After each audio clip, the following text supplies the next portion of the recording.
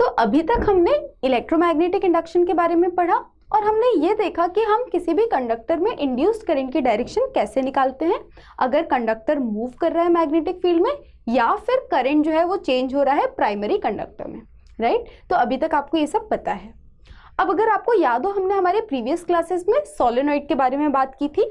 तो सोलेनॉइड के केस में हमने देखा था कि जब हम करंट पास करते हैं उसमें तो कुछ मैग्नेटिक फील्ड लाइंस जनरेट होते हैं और जो मैग्नेटिक फील्ड लाइंस का पैटर्न होता था वो एग्जैक्टली बार मैग्नेट जैसा होता था और इसीलिए हम बोलते थे कि वो एक इलेक्ट्रोमैग्नेट की तरह भी वर्क कर सकता है सोलेनॉइड।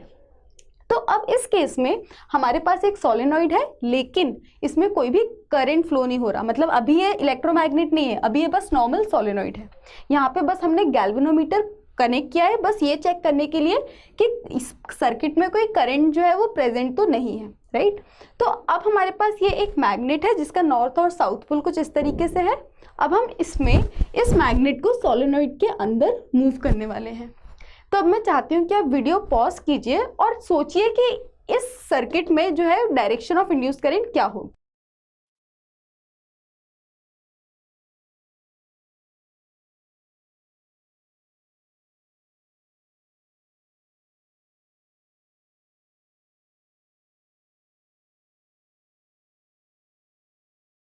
मे बी आप में से कुछ लोगों ने आंसर कर दिया होगा और कुछ लोगों को ये क्वेश्चन काफी डिफिकल्ट लगा होगा।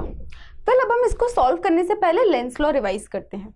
लेंस लॉ क्या बोलता है कि हमको ये देखना है कि डायरेक्शन ऑफ इंड्यूस्ड करंट वो इस तरीके से होगी ताकि वो कॉज को अपोज करे। इसका मतलब किस वजह से करंट इंड्यूस हो रहा है उस चीज को वो अपोज करे।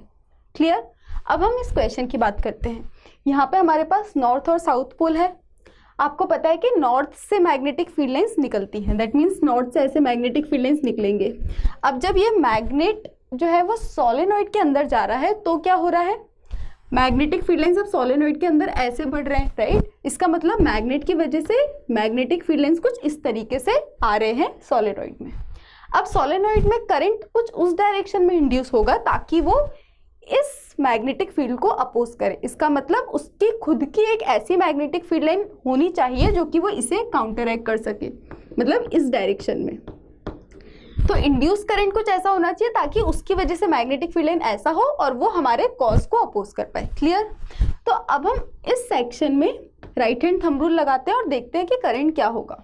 हमें पता है कि हमें मैग्नेटिक फील्ड लाइन कुछ इस डायरेक्शन में चाहिए हमारी रिजल्टेंट। तो अब हम अगर इस तरीके से राइट हैंड थंब रूल लगाए तो हमारा करंट अगर ऐसा है तो हमारी फिंगर्स जो है वो इस डायरेक्शन में आ रही है, राइट। तो हमको हमारा डिजायर्ड मैग्नेटिक फील्ड लाइन की डायरेक्शन मिल रही है। तो हमारा जो करंट होगा वो इस डायरेक्शन में होगा और फिर यहाँ पे ऐसे होगा।